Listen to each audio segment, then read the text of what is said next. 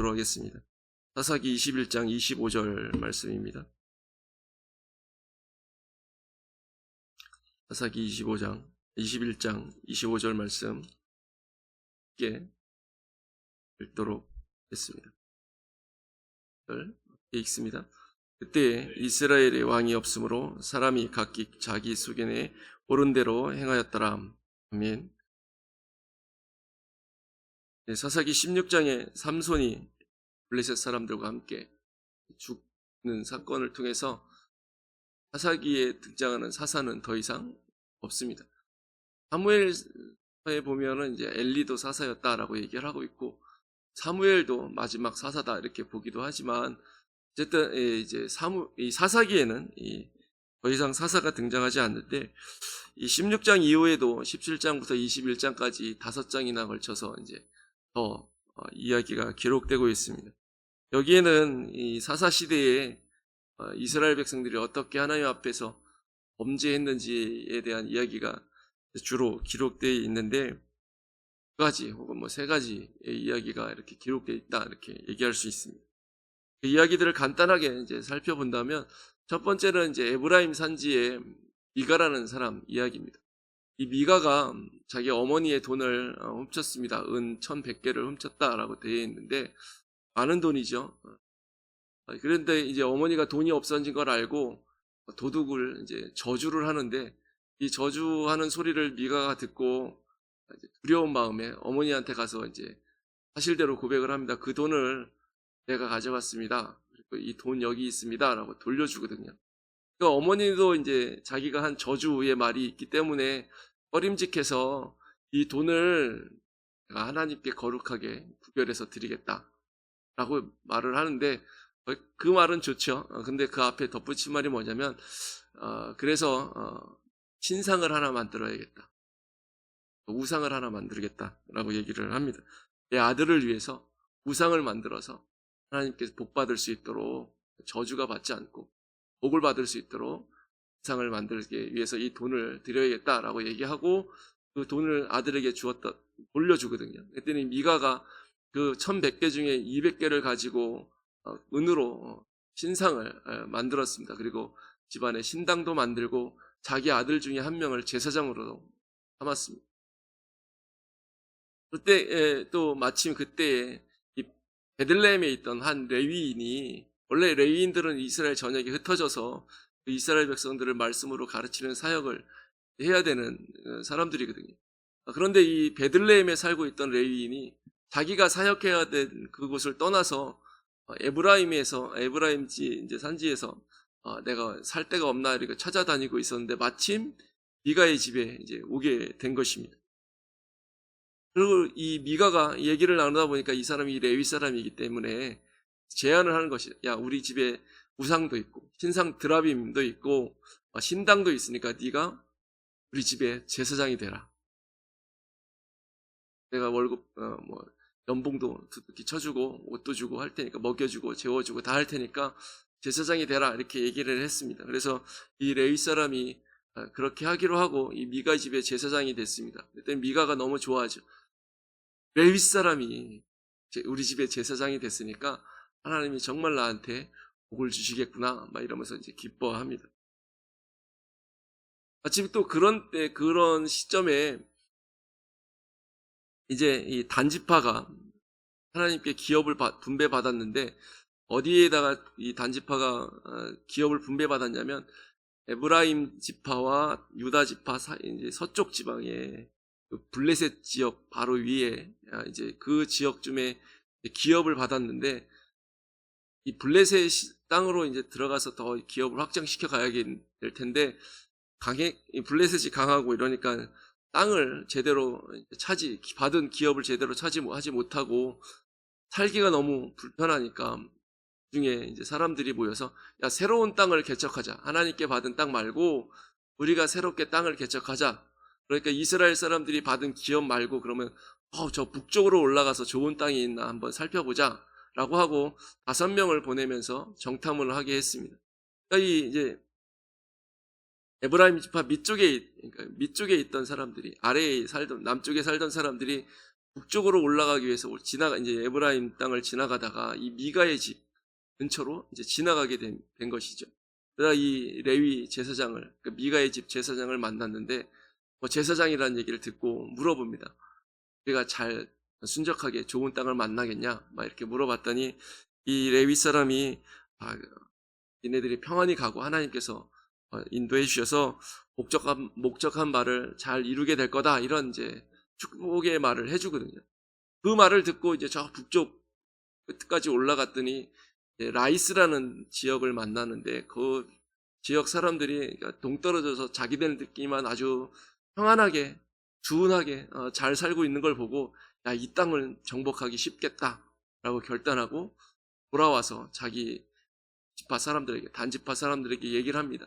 더 북쪽에 올라가면 라이스라는 곳이 있는데 거기는 정말 정복하기 쉽다, 좋은 땅이다, 그러니까 주저하지 말고 올라가자, 이렇게 이제 제안을 해서 단지파 사람들 중에 한 600명이 군대가 돼서 올라가는데, 올라가다가 또 이 미가의 집에 들러서 정탐을 갔던 5사람이 잠깐만, 그리고 제사장을 그 집에서 잠깐 나와 있어, 그러고 들어가서 이 5사람이 들어가서 미가의 집에 있던 우상과 제사장들이 이제 입고 섬기는 그 에봇과 하고 이런 거 다 가지고 나옵니다. 그리고 야, 네가 한 집의 제사장이 되는 것보다 한 지파의 제사장이 되는 게 훨씬 좋지 않냐, 이렇게 얘기를 했더니 이 제사장도 되게 좋아해요.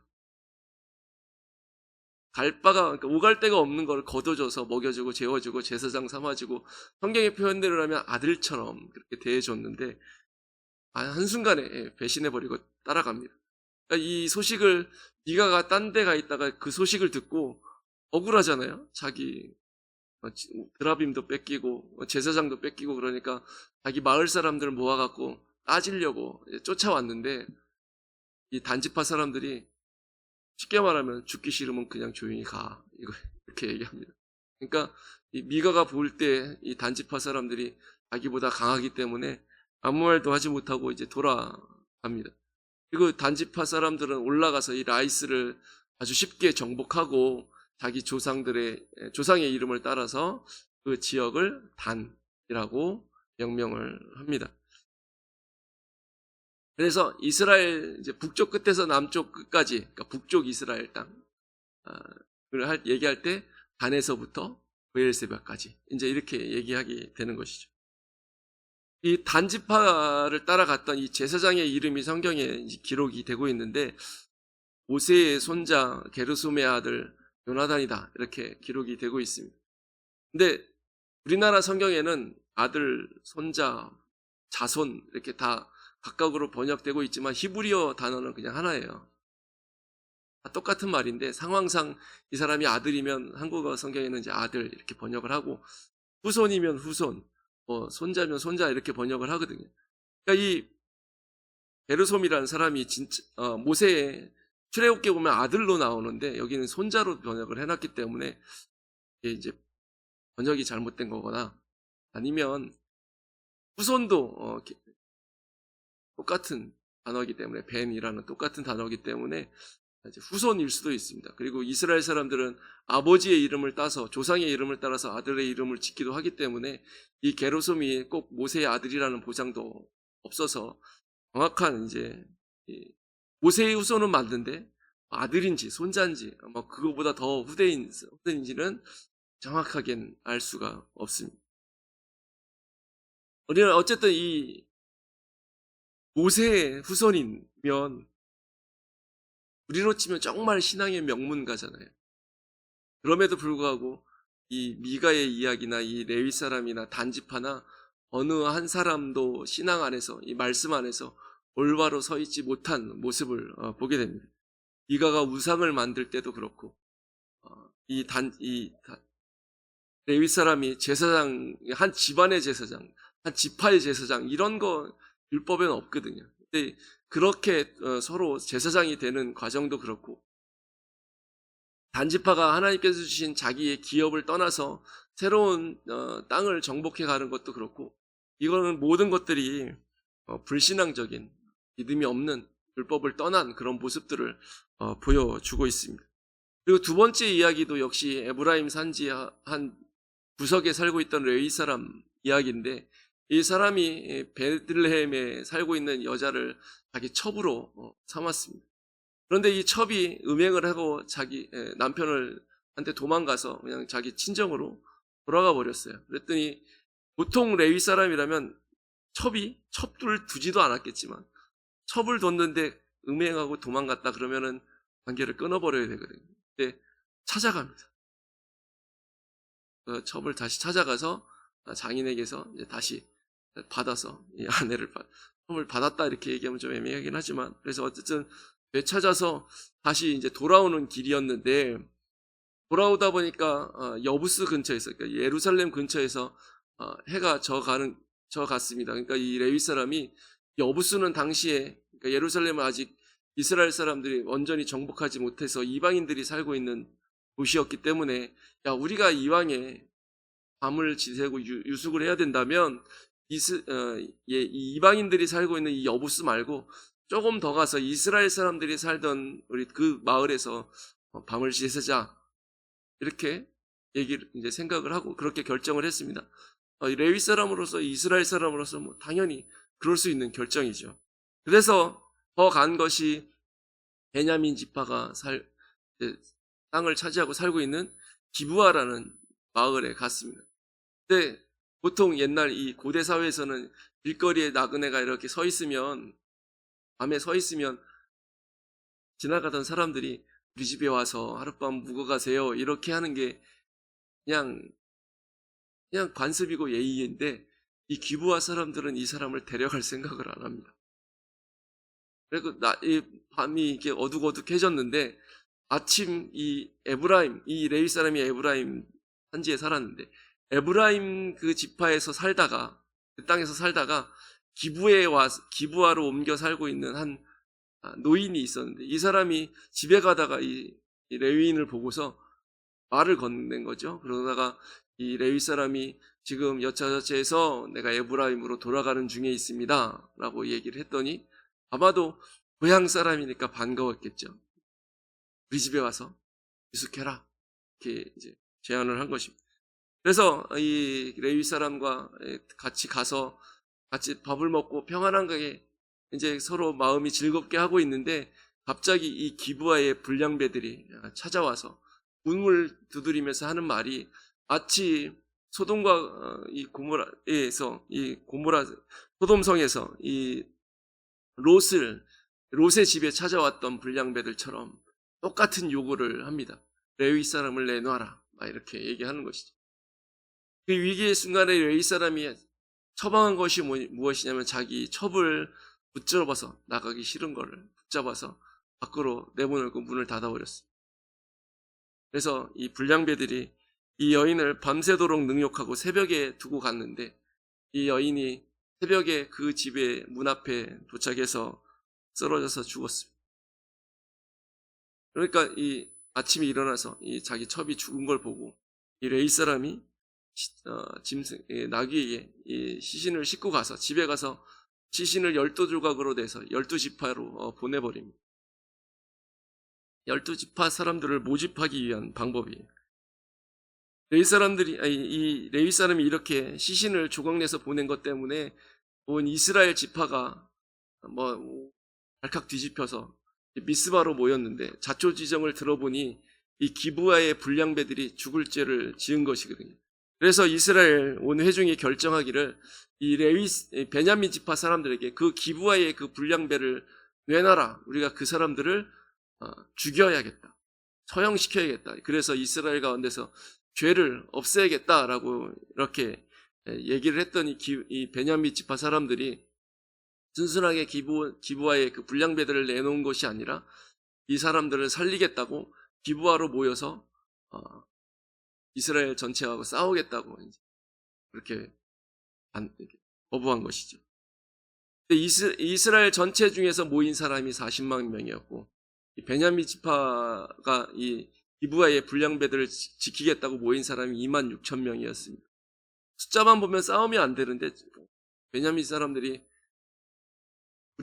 우리가 흔히 쓰는 말로 바꾸고 이렇게 쉽게 표현하면 깡이 대포가 아시죠? 거의 20대 1로 싸워야 되는데 그걸 싸우겠다고 버틴 것입니다. 그런데 첫째 날 싸움에서 이 유대 이스라엘 사람 군대가 22,000명이 죽었습니다. 그리고 둘째 날 싸움에선 18,000명이 죽었습니다.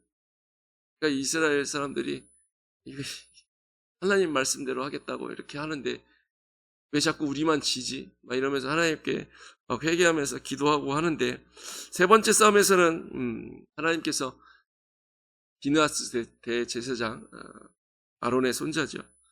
그에게 통해서 약속해 주시기를 내일은 베냐민을 너희 손에 붙이겠다라고 약속해 주시거든요. 그래서 셋째 날 싸움에서는 이 이스라엘 군대가 베냐민 지파 사람들을 600명을 빼놓고는 모두 몰살시킵니다. 근데 군대만 몰살시킨 게 아니라 가나안 민족을 몰살시킬 때처럼 모든 사람들을 다 죽여요. 여자들과 아이들까지 다 죽인 것 같아요. 그리고 딱 그 베냐민 지파에서 싸우러 왔다가 도망간 군인 600명만 남은 거예요. 그 600명만 남은 상황에서 이스라엘 사람들이 정신이 좀 차려졌습니다. 우리 12지파여야 되는데 한 지파가 완전히 멸족되게 생겼다. 이러면 안 되는데 이런 이제 생각에 600명을 통해서 베냐민 지파를 다시 이제 회복시키기로 결정을 하고 그 600명에게 아내를 찾아주는 것으로 이렇게 이제 21장 말씀이 끝나게 됩니다. 이렇게 하나님의 백성이 이 에브라임 지파에 살고 있던 이 베들레헴 사람 아내를 이제 첩으로 삼은 이 레위 사람이나 이 베냐민 지파 사람들이나 가만 보면 하나님의 말씀과는 상관없는 그런 아주 하나님의 율법을 떠난 삶을 살고 있는 것을 우리가 길게 설명드리지 않아도 여러분들이 잘 이해할 수 있을 것입니다. 17장부터 21장까지 이스라엘 백성들이 하나님을 떠나서 죄를 짓는 그런 모습들을 설명해 주고 있는데 중간중간에 비슷한 말이 반복되는 것이 있습니다. 그것이 무엇이냐면 그때 이스라엘에 왕이 없었다. 왕이 없었기 때문이다. 이렇게 얘기를 합니다. 17장 6절에 그때 이스라엘 가운데 왕이 없었으므로 사람마다 자기 소견에 옳은 대로 했다. 18장 1절에도 그때 이스라엘 백성이 이스라엘에 왕이 없었기 때문에 왕이 없었고, 또 이 19장 1절에도 이스라엘 왕이 없을 그때, 그 다음에 우리가 읽은 21장 25절에도 그때 이스라엘이 왕이 없으므로 사람이 각기 자기의 소견에 옳은 대로 행하였더라. 이렇게 말씀을 해주고 있죠. 특별히 제일 마지막 절이 바로 우리가 읽은 25절 말씀입니다. 그러니까 이 이스라엘이 죄를 짓는 모습에서 이 사사기를 기록한 사람은 이스라엘에 왕이 없었다. 그래서 이스라엘 백성들이 이렇게 막 살았다. 쉽게 말하면 자기 마음대로 살면서 자기가 좋아하는 대로 살면서 하나님을 떠나서 죄를 짓고 율법을 떠나서 타락했다. 이렇게 이제 강조를 해주고 있습니다. 사사기 시대이니까 왕이 없었다. 틀린 말 아니죠. 그리고 왕이 없었기 때문에 자기 소견에 옳은 대로 행했다. 이것도 크게 이상하지 않습니다. 그런데 우리가 조금만 생각해 보면 왕이 없으므로 자기 소견에 옳은 대로 행했다. 다시 말해서 이 사사기를 기록한 사람의 의도대로 우리가 이 말씀을 읽으면 왕이 없었기 때문에 이 사람들이 하나님의 말씀을 떠나서 하나님의 율법을 떠나서 죄를 범하면서 우상 섬기며 살았다. 이런 의미이거든요. 근데 이게 맞는 말이냐? 가만 생각해 보면 그렇게 옳은 말이 아닌 것 같기도 합니다. 여러분, 우리가 창세기를 보면 우리 족장들이 나오는데 족장 시대에 왕이 없었습니다. 그럼에도 불구하고 이 족장들, 물론 족장들이 작은 왕과 같은 권력을 가지고 있었긴 했지만 어쨌든 왕이 없었음에도 불구하고 때로는 실족하긴 했지만 전반적으로는 하나님의 말씀 가운데서 믿음 가운데서 잘 살았습니다. 또 왕이 있던 이 왕국 시대를 특별히 분열 왕국 시대를 살펴보면 이 북쪽의 이스라엘 사람들은 왕이 계속 있었지만 한순간도 하나님의 말씀대로 산 적이 없습니다.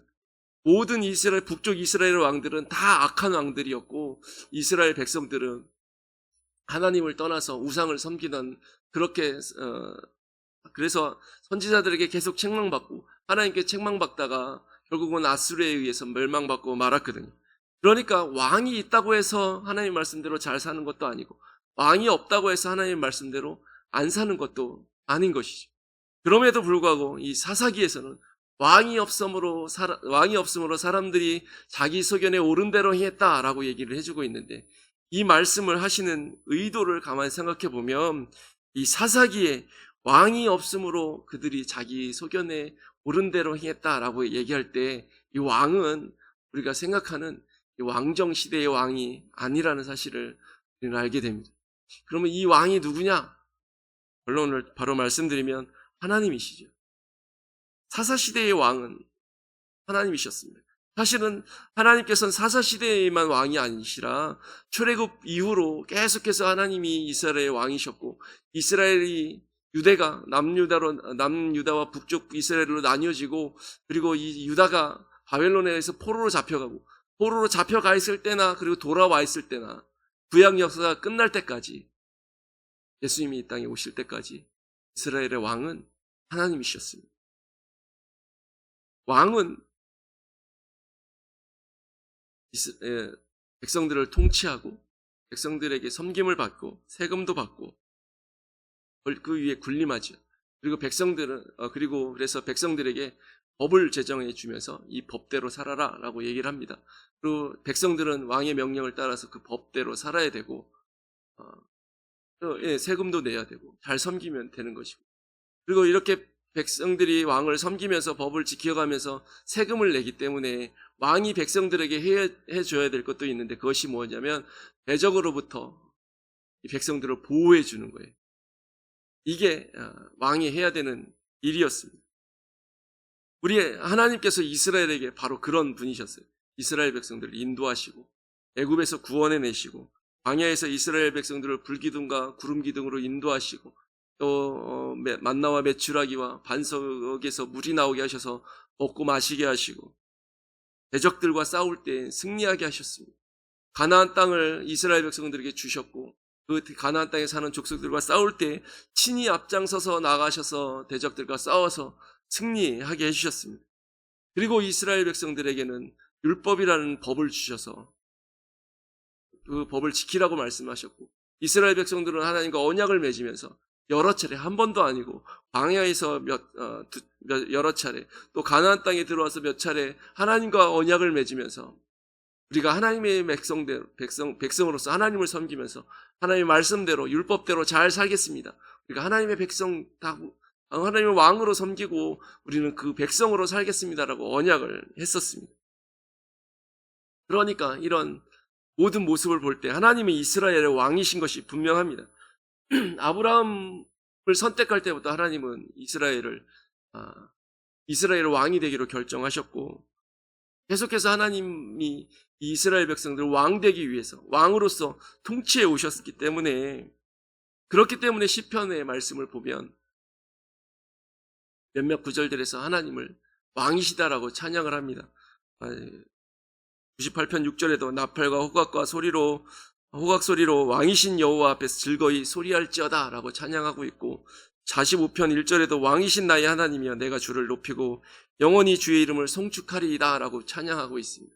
이렇게 하나님이 왕이셨는데 이스라엘 백성들은 여호수아가 죽고 나서 이 사람들이 바로 왕이신 여호와를 배반하기 시작했어요. 조금 전에 20장, 21장 얘기를 말씀드리면서 이 레위 사람 첩을 토막내서 이스라엘 가운데 보냈던 이 레위 사람 얘기를 했는데, 이 레위 사람 때문에 베냐민 지파와 나머지 이스라엘 지파가 싸움이 벌어지죠. 이때 대제사장이 비느하스였습니다. 이 사람은 광야에서도 살았고 광야에서부터 제사장이었거든요. 광야도 경험했고, 그리고 이 여호수아 정복하는 기간도 경험했던 사람입니다.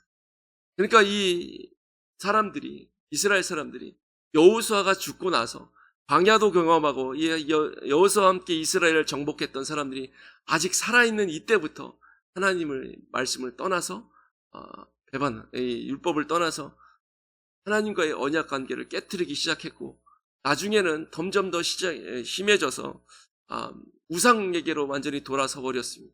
가나안 땅에 사람들이 섬기던 바알과 아세라와 아스다롯 이런 신들을 섬겼을 뿐만 아니라 이 이스라엘 백성들이 살고 있던 주변 나라들, 이 아람과 이 시돈과 블레셋과 이 암몬과 모압, 이런 나라들의 신, 주변에 있는 나라들의 신들까지 다 섬기면서 하나님을 배반하고 떠난 것이죠. 왕이신 하나님을 떠나서 이 가나안 땅과 그 주변에 있는 이 사람들이 섬기던 그 신들도 우리의 왕으로 같이 섬기겠다라고 얘기한 것입니다.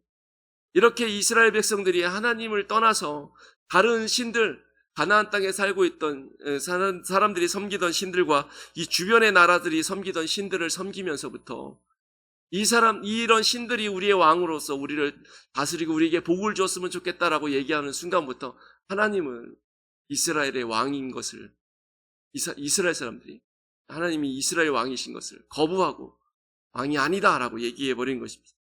그때부터는 이스라엘 가운데 왕이 없게 되는 것이죠. 왕이 없다는 얘기는 그들을 보호할 자가 없다는 것입니다. 이스라엘 백성들도 더 이상 지킬 법이 없기 때문에 마음대로 살아도 되는 것이고, 왕이 없기 때문에 대신 자기를 보호해 줄 분도 안 계신 것이죠.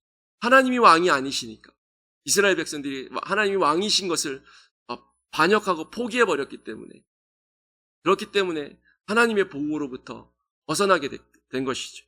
그래서 하나님의 징계가 임하고, 하나님의 징계로 인해서 주변의 각각의 나라들로부터 괴로움을 당하는 것이 당연해지게 된 것입니다. 이렇게 하나님을 떠난 이스라엘 백성들이 사무엘 시대에 와서는 아주 대놓고 이렇게 얘기합니다. 모든 나라와 같이 우리에게 왕을 세워주십시오. 하나님이 왕 되신 것을 아주 대놓고, 이제 하나님은 우리의 왕이 이제 지금까지 아니셨기 때문에 우리는 지금까지 왕이 없었는데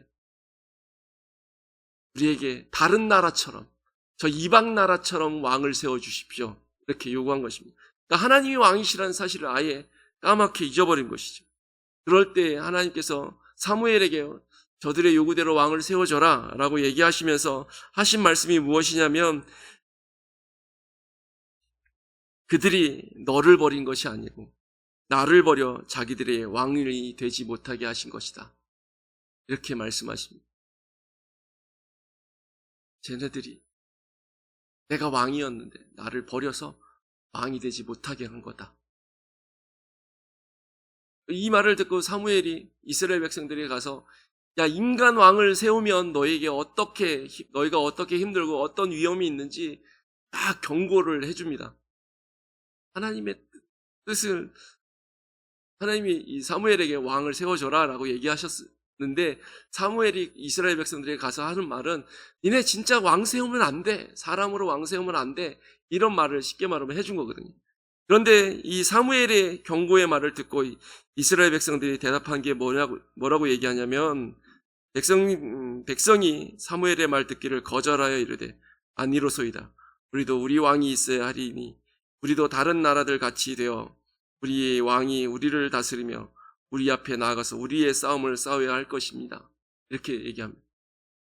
이 사무엘 시대의 이스라엘 백성들은 이제 사사기 마지막이거든요. 이때 이스라엘 백성들은 하나님이 왕 되신 거 이런 거는 우리에게 필요 없습니다. 우리는 이방 나라처럼 되기를 원합니다. 하나님이 우리를 다스리는 그런 신정국가 말고 사람이 다스리는 이방 나라와 같은 나라가 되기를 원합니다. 그래서 하나님이 우리를 위해서 싸우는 거 말고 우리 왕이 우리를 위해서 싸우는 거, 그걸 우리가 원합니다. 하나님이 우리를 다스리는 거 말고 왕이 우리를 다스리는 걸 원합니다, 이렇게 요구한 것이죠. 사사기 초창기에는 하나님을 떠나기 시작하더니, 그리고 우상에 가기 시작하더니, 이 사무엘 시대에 와서는 정말 하나님이 왕이신 것을 아예 거부하는, 대놓고 선지자에게 거부하는 그런 처지까지 이르게 된 것입니다. 이 이방 나라처럼 되겠다는 것은 거룩함을, 하나님의 백성의 거룩함을 다 잊어버리게, 다 버려, 이제 필요 없다라고 얘기하는 것입니다. 이것이 바로 왕이 없기 때문에 자기 소견에 옳은 대로 행했다라는 말의 의미입니다. 그러니까 17장부터 21장까지 기록된 이 모습들, 우상을 만들면서 하나님께서 내게 복 주실 거야 라고 얘기했던 그 모습, 하나님과 우상을 같이 섬기는 모습이죠. 하나님의 이름으로 복받기를 원하면서도 율법은 지키지 않는 모습, 이 율법을 가르쳐야 될 레위 사람이 오히려 율법을 어기는 모습, 범죄자들을 처단하고 하나님의 율법대로 처단해야 됨에도 불구하고 그들을 지키겠다고 나섰다가 마치 가나안 족속이 멸망당하듯이 멸망받을 뻔한 이 베냐민 지파의 모습, 이런 모습이 하나님이 왕 되심을 거부한 사람들의 모습이고, 그런 사람들을 징계하시는 것이 또한 하나님의 의무, 책임이셨다는 것이죠. 여러분, 하나님은 이스라엘의 왕이실 뿐만 아니라 우리의 왕이십니다. 하나님은 우리를 죄와 사망에서, 저 애국 같은 그 죄와 사망에서 노예로 있을 때 이스라엘 백성을 구원하셨듯이 우리를 죄와 사망에서 구원하신 것이죠. 예수님의 피값으로 사망에 넘어가 있던 우리를 다시 살리셨습니다. 그렇게 우리의 왕이 되셨습니다. 광야 같은 이 세상을 살아갈 때 하나님께서 필요를 따라 공급해 주시고 은혜를 채워주셔서 우리로 살아가게 하시는, 우리를 보호하시고 인도하시는 하나님이십니다. 그리고 그 하나님이 우리의 왕이시라고 우리는 찬양하고 고백하고 살아가고 있습니다. 그 하나님께서 우리에게 말씀대로 살라고, 복음대로 살라고 명령하셨습니다. 성령을 따라서 살라고 말씀하셨습니다. 여러분들 세례 받을 때 다 서약하셨죠. 직분 받을 때 우리가 흔히 증직자라고 하는 공로, 안수집사, 권사 받으시 서약 다 하셨습니다. 그 서약의 내용이 살펴보면 하나님 말씀대로 살겠다 다 서약했습니다. 그러니 우리는 하나님의 왕으로 고백할 뿐만 아니라 그렇게 서약한 대로 살아야만 하는 사람들인 것이죠. 그런데 우리가 정말 하나님을 왕으로 인정하며 살고 있는지, 이거는 우리가 또 한번 되새겨 봐야만 할 줄 믿습니다. 우리 혹시 우리 삶 가운데 우리 소견에 좋은 대로 살고 있지는 않은가? 내 마음대로 살고 있지는 않은가? 생각해 보기 바랍니다. 하나님이 왕이시라면 하나님의 말씀 내에 근거해서, 말씀을 기준으로 해서 그대로 우리 거룩한 삶을 살아야 되는데 우리의 삶에 그 거룩함이 나타나고 있는지 한번 생각해 보기를 바란다는 것이죠. 여러분, 이 세상은 사사기 시대보다 더 악한 세상이 되어 있어요. 세상 사람들은 자기가 돈을 왕으로, 세상 권력을 왕으로 삼아가고 있고, 내가 내 스스로 내가 왕이다 이렇게 사는 사람도 있습니다. 각각 자기의 왕을 삼고 그렇게 살아가고 있는 사람들이 세상에 많이 있습니다. 근데 그리스도인들은 그들과 달라야 되는 것이죠. 하나님께서는 이스라엘 백성들에게 율법을 주면서 부정한 거 먹지 말고, 부정한 거 만지지 말고 하나님의 백성답게 거룩하게 살아야 된다라고 얘기를 해주셨습니다. 근데 우리도 오늘날 살아가는 그리스도인들은 과연 하나님의 말씀대로 정말 거룩하게, 성도라는 이름에 합당하게 살아가고 있는지 우리가 되새겨 볼 필요가 있습니다. 이 사사기의 마지막 말씀, 왕이 없었기 때문에 자기 소견 내에 옳은 대로 행했다, 이 말씀이 우리에게도 해당되면 안 된다는 것이죠. 우리에게는 왕도 있고 살아가야 될 법칙도 있고 그 말씀도 있기 때문에 우리는 우리 하나님을 왕으로 삼고 그 말씀대로, 복음대로 성령을 따라서 살았다, 이런 평가가 주어져야 된다는 것이죠. 말씀을 정리합니다. 우리에게 왕이 계십니다. 하나님이 우리의 왕이시고 그리스도가 우리의 왕이시고 왕을 기쁘시게 하는, 왕 앞에서 마땅히 우리에게 행해야 될 의무를 다하는 우리가 되어져서 이렇게 이스라엘 백성, 사사시대를 살았던 이스라엘 백성들처럼 하나님의 징계와 심판이 아니라 구원과 복을 받아 누리는 우리가 될 수 있기를 소망합니다. 함께 기도하겠습니다. 하나님 아버지, 우리를 구원해 주셔서 하나님의 백성 삼으시고 하나님이 우리의 왕이시며 아버지 우리의 통치자가 되어주심을 감사드립니다. 하나님, 이제 이 악한 세상 속에서 우리가 하나님의 백성으로 하나님의 자녀로 하나님의 법을 따라서 복음을 따라서 믿음으로 살아감으로 하나님을 기쁘시게 하는, 그래서 하나님이 예배하신 은혜와 복을 받아 누리는 귀한 하나님의 백성들 다 될 수 있도록 주님 인도하여 주옵소서. 예수님의 이름으로 기도합니다. 아멘.